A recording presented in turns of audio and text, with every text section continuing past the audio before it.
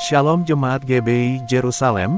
Alkitab suara hari ini terdapat dalam Hakim-Hakim pasal 19 sampai 21. Hakim pasal 19. Terjadilah pada zaman itu, ketika tidak ada raja di Israel, bahwa di balik pegunungan Efraim ada seorang Lewi tinggal sebagai pendatang. Ia mengambil seorang gundik dari Betlehem Yehuda.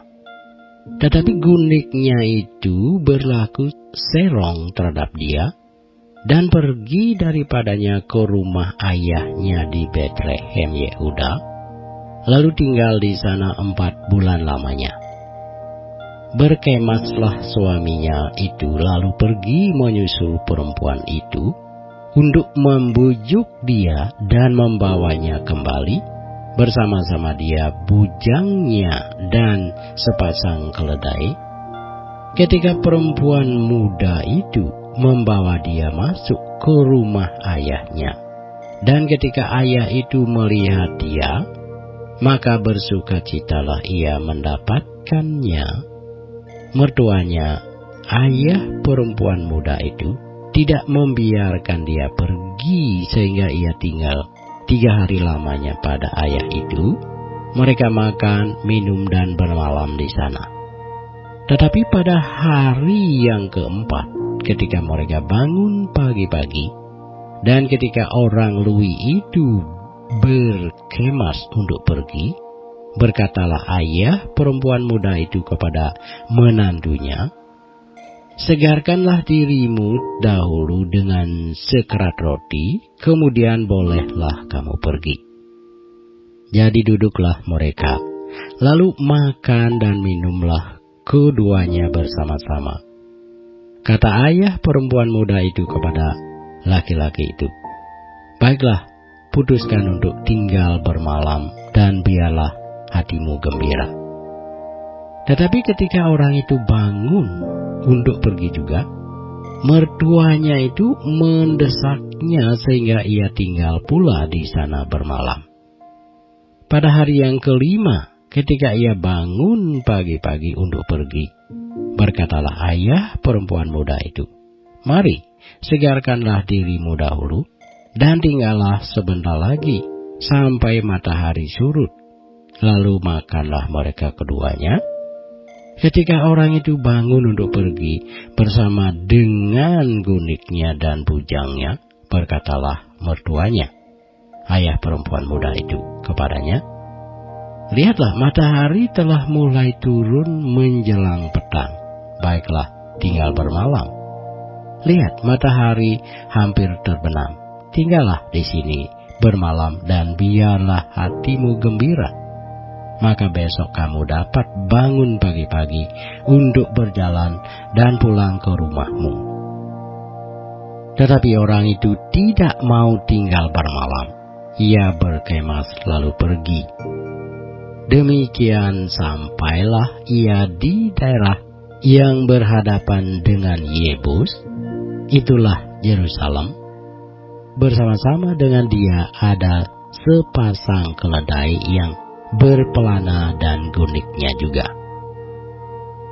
Ketika mereka dekat ke Yebus, dan ketika matahari telah sangat rendah, berkatalah bujang itu kepada tuannya, "Marilah kita singgah di kota orang Yebus ini dan bermalam di situ." Tetapi tuannya menjawabnya, "Kita tidak akan tinggal di kota asing yang bukan kepunyaan orang Israel, tetapi kita akan berjalan terus sampai ke Gibea." Lalu katanya kepada bujangnya, "Marilah kita berjalan sampai ke salah satu tempat yang di sana dan bermalam di Gibea atau di Rama." Lalu berjalanlah mereka melanjutkan perjalanannya, dan matahari terbenam. Ketika mereka dekat Gibea, kepunyaan suku Benyamin, sebab itu singgahlah mereka di Gibea, lalu masuk untuk bermalam di situ. Dan setelah sampai, duduklah mereka di tanah lapang kota.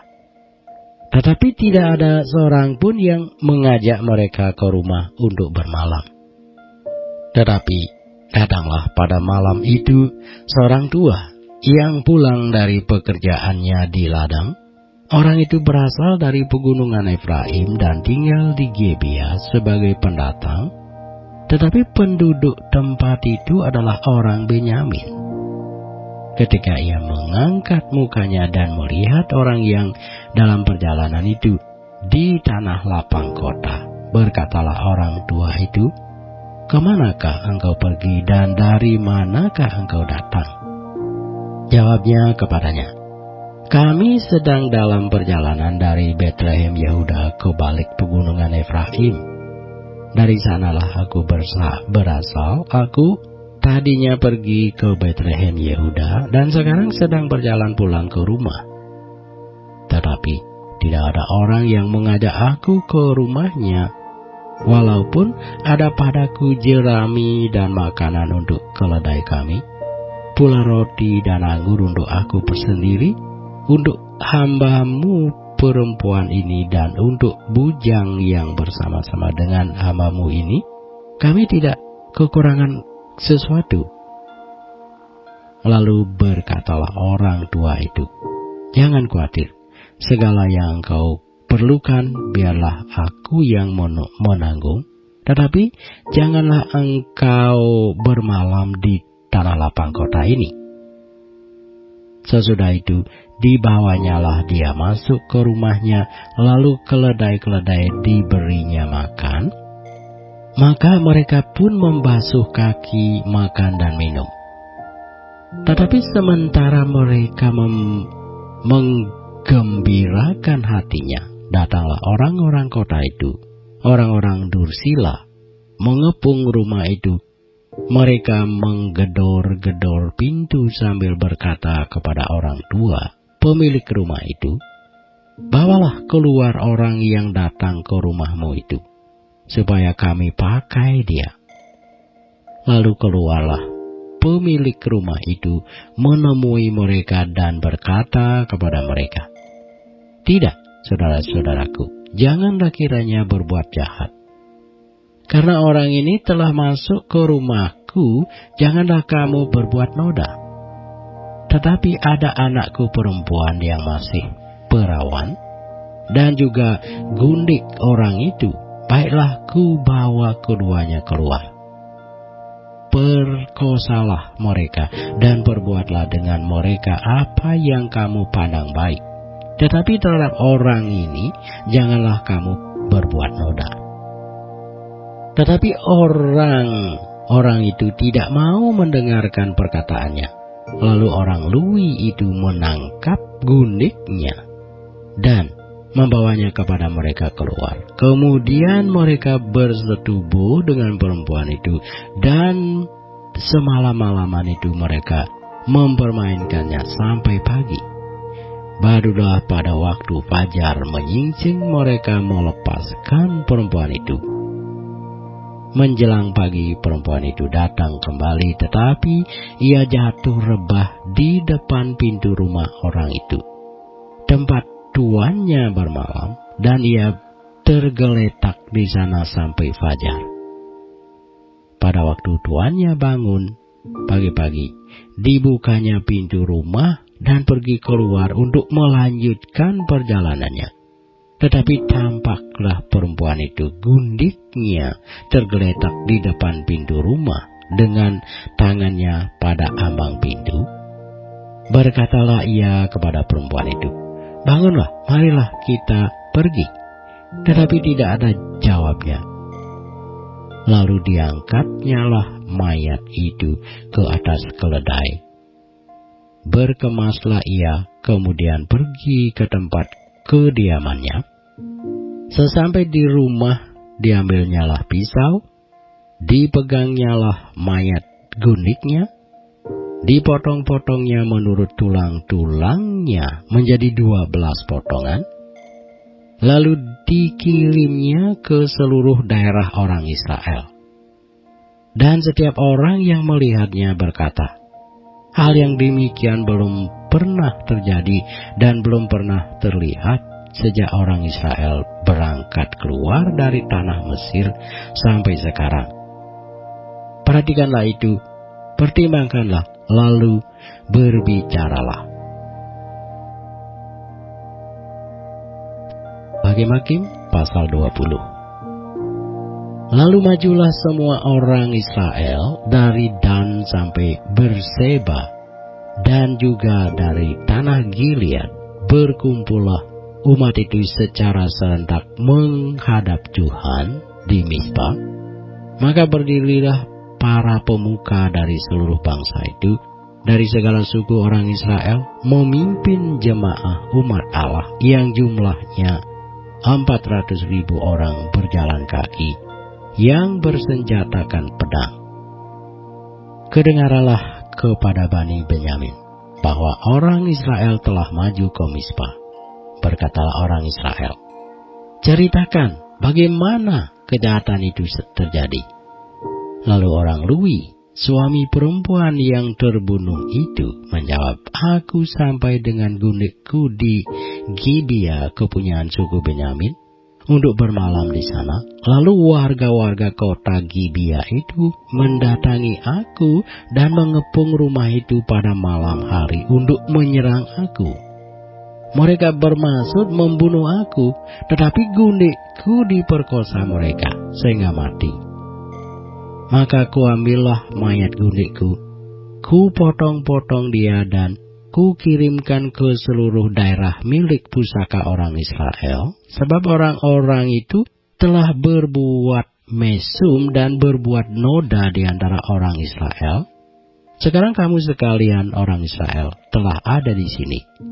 Berikanlah di sini pertimbanganmu dan nasihatmu. Kemudian bangunlah seluruh bangsa itu dengan serentak sambil berkata, seorang pun daripada kita takkan pergi ke kemahnya, seorang pun daripada kita takkan pulang ke rumahnya. Inilah yang akan kita lakukan kepada Gibea, memeranginya dengan membuang undi. Kita akan memilih dari seluruh suku Israel seluruh orang dari tiap-tiap 100 orang dari tiap-tiap 1.000 orang dari tiap-tiap 10.000 untuk mengambil bekal bagi laskar ini, supaya sesudah mereka datang dilakukan kepada Gibea Benyamin setimpal dengan segala perbuatan noda yang telah diperbuat mereka di antara orang Israel. Demikianlah orang Israel berkumpul melawan kota itu. Semuanya bersekutu dengan serentak.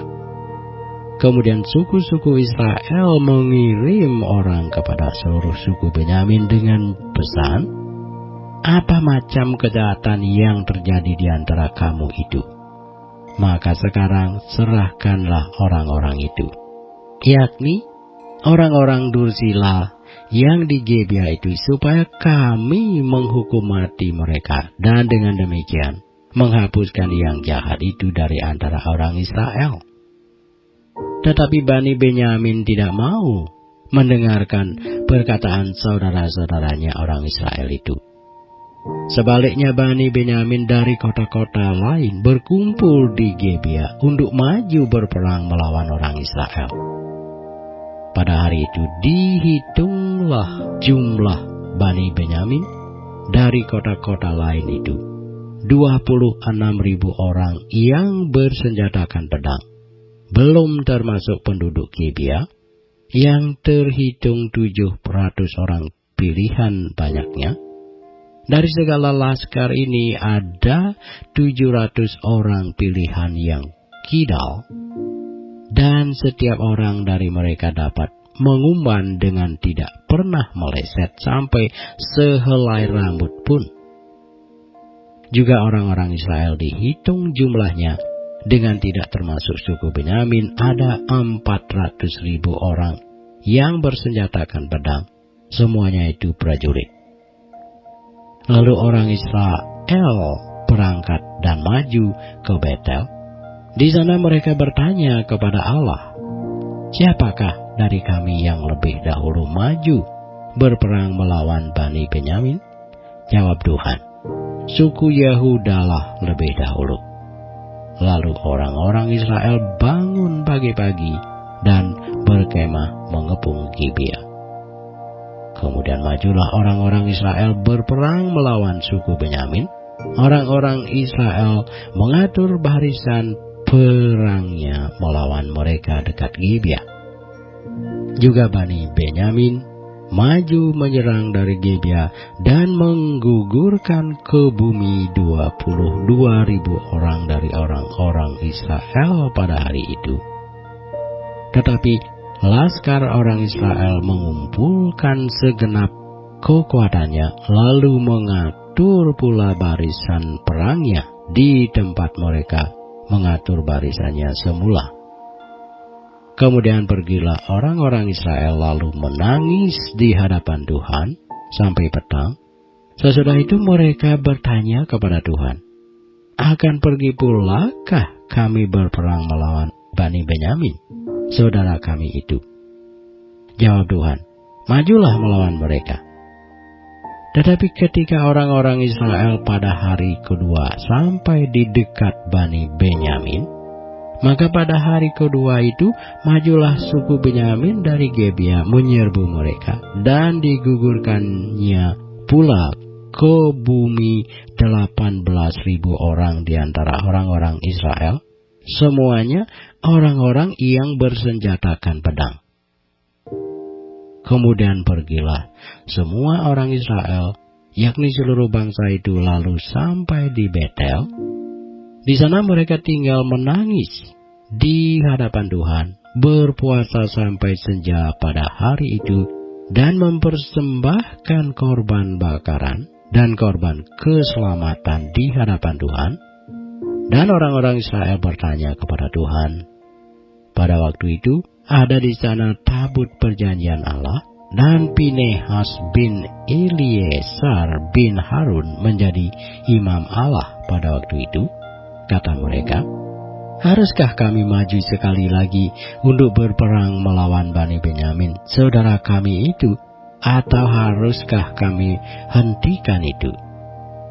Jawab Tuhan, majulah, sebab besok aku akan menyerahkan mereka ke dalam tanganmu. Lalu orang Israel menempatkan penghadang-penghadang sekeliling Gibea. Pada hari ketiga, majulah orang-orang Israel melawan Bani Benyamin dan mengatur barisannya melawan Gibea seperti yang sudah-sudah. Maka majulah Bani Benyamin menyerbu laskar itu. Mereka terpancing dari kota, dan seperti yang sudah-sudah, mereka mulai menyerang laskar itu pada kedua jalan raya, yang satu menuju ke Betel dan yang lain ke Gibea melalui padang, sehingga terbunuh beberapa orang, kira-kira 30 orang di antara orang Israel. Maka kata Bani Benyamin, orang-orang itu telah terpukul kalah oleh kita seperti semula. Tetapi orang-orang Israel telah bermufakat lebih dahulu. Marilah kita lari dan memancing mereka dari kota ke jalan raya. Jadi orang Israel bangun dari tempatnya dan mengatur barisannya di Baal Tamar. Sedang orang Israel yang menghadang itu tiba-tiba keluar dari tempatnya, yakni tempat terbuka dekat Geba, dan sampai di depan Gibea. Sebanyak 10.000 orang pilihan dari seluruh Israel. Pertempuran itu dahsyat, tetapi Bani Benyamin tidak tahu bahwa malapetaka datang menimpa mereka. Tuhan membuat suku Benyamin terpukul kalah oleh orang Israel. Dan pada hari itu orang-orang Israel memusnahkan dari antara suku Benyamin 25.100 orang. Semuanya orang-orang yang bersenjatakan pedang. Bani Benyamin melihat bahwa mereka telah terpukul kalah, sementara orang-orang Israel agak mundur di depan suku Benyamin, sebab mereka mempercayai penghadang-penghadang yang ditempatkan mereka untuk menyerang Gibea. Maka segeralah penghadang-penghadang itu menyerbu Gibea. Mereka bergerak maju dan memukul seluruh kota itu dengan mata pedang. Tetapi orang-orang Israel telah bermufakat dengan penghadang-penghadang itu untuk menaikkan gumpalan asap tebal dari kota itu. Ketika orang-orang Israel mundur dalam pertempuran itu, maka suku Benyamin mulai menyerang orang Israel sehingga terbunuh kira-kira 30 orang. Karena pikir mereka, tentulah orang-orang itu terpukul kalah sama sekali oleh orang seperti dalam pertempuran yang dahulu. Tetapi pada waktu itu, mulailah gumpalan asap naik dari kota itu seperti tiang asap. Suku Benyamin menoleh ke belakang dan tampaklah kota itu seluruhnya terbakar. Apinya naik ke langit. Lagi pula orang-orang Israel maju lagi. Maka gemetarlah orang-orang Benyamin itu sebab mereka melihat bahwa malapetaka datang menimpa mereka. Jadi larilah mereka dari depan orang-orang Israel itu ke arah padang gurun. Tetapi pertempuran itu tidak dapat dihindari mereka. Lalu orang-orang dari kota-kota menghabisi mereka di tengah-tengahnya. Mereka mengepung suku Benyamin itu, mengejarnya dengan tak henti-hentinya dan melandanya sampai di depan Gibea di sebelah timur. Dari Bani Benyamin ada tewas 18.000 orang, semuanya orang-orang gagah perkasa. Yang lain berpaling lari ke padang gurun, ke bukit batu Rimon. Tetapi di jalan-jalan raya masih diadakan penyabitan susulan di antara mereka. 5.000 orang mereka dibunuh sampai ke Gibeon dan dipukul mati 2.000 orang dari mereka. Maka yang tewas dari suku Benyamin pada hari itu seluruhnya berjumlah 25.000 orang yang bersenjatakan pedang. Semuanya orang-orang gagah perkasa.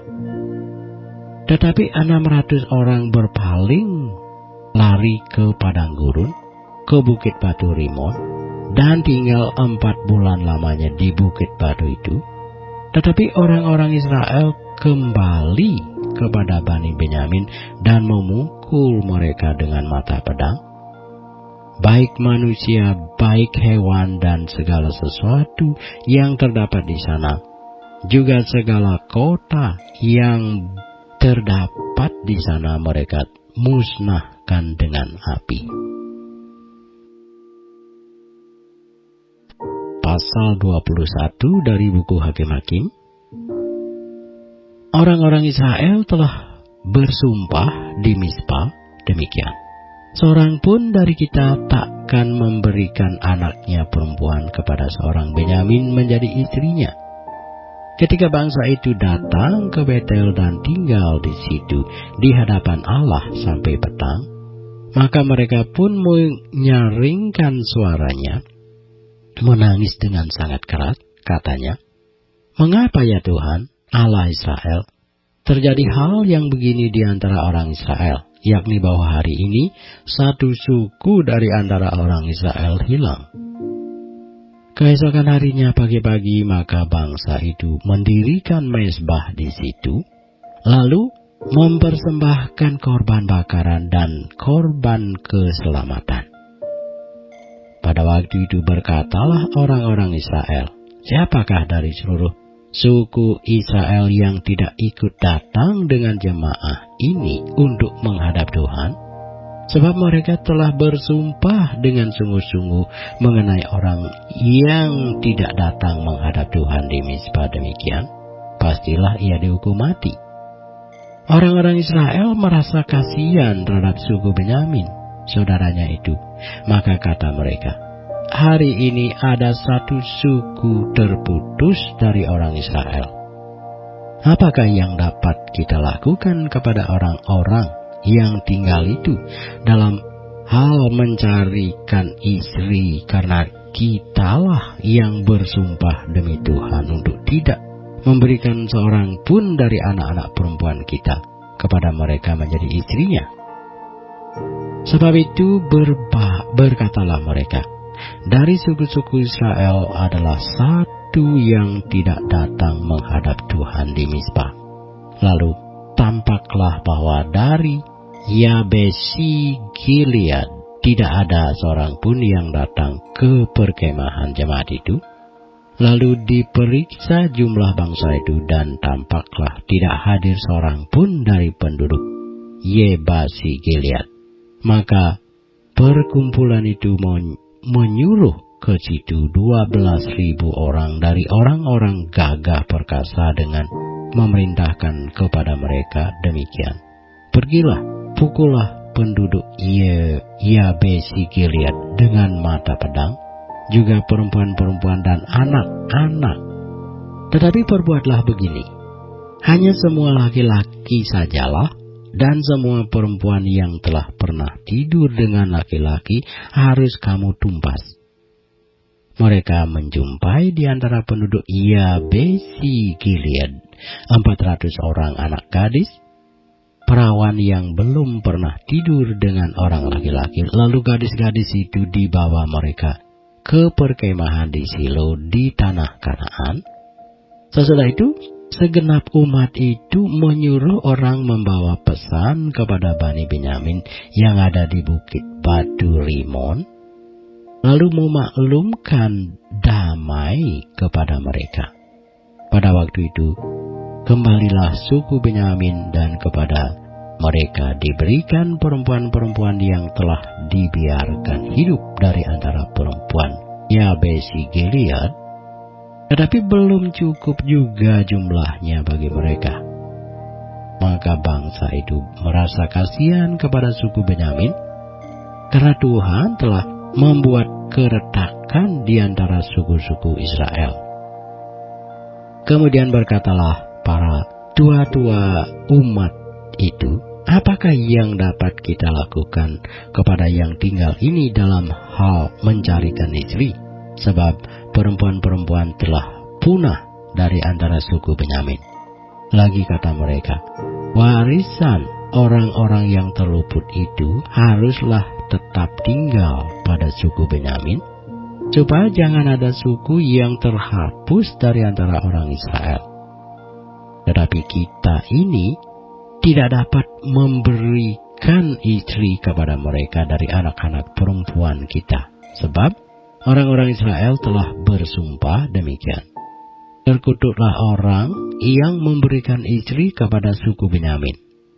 Lalu kata mereka pula, setiap tahun ada perayaan bagi Tuhan di Silo yang letaknya di sebelah utara Betel, di sebelah timur jalan raya yang menuju dari Betel ke Sikem, dan di sebelah selatan Lebona. Maka mereka berpesan kepada Bani Benyamin demikian, pergilah menghadang di kebun-kebun anggur. Perhatikanlah baik-baik. Maka apabila anak-anak perempuan Silo keluar untuk menari-nari, baiklah kamu keluar dari kebun-kebun anggur itu, dan masing-masing melarikan seorang dari anak-anak perempuan Silo itu menjadi istrinya dan pergi ke tanah Benyamin. Apabila ayah atau saudaranya laki-laki datang untuk menuntutnya kepada kami, maka kami akan berkata kepada mereka, serahkanlah mereka itu kepada kami dengan rela hati, sebab dalam pertempuran kita tidak dapat menangkap seorang perempuan untuk menjadi istri mereka masing-masing. Memang kamu ini tidak memberikan anak-anak gadis itu kepada mereka, sebab seandainya demikian, kamu bersalah. Jadi, Bani Benyamin berbuat demikian. Dari gadis-gadis yang menari-nari yang dirampas itu, mereka mengambil perempuan, jumlahnya sama dengan jumlah mereka. Kemudian pulanglah mereka ke milik pusakanya, lalu membangun kota-kotanya kembali dan diam di sana. Pada waktu itu pergilah orang Israel dari sana, masing-masing menurut suku dan kaumnya. Mereka masing-masing berangkat dari sana ke milik pusakanya. Pada zaman itu tidak ada raja di antara orang Israel. Setiap orang berbuat apa yang benar menurut pandangannya sendiri.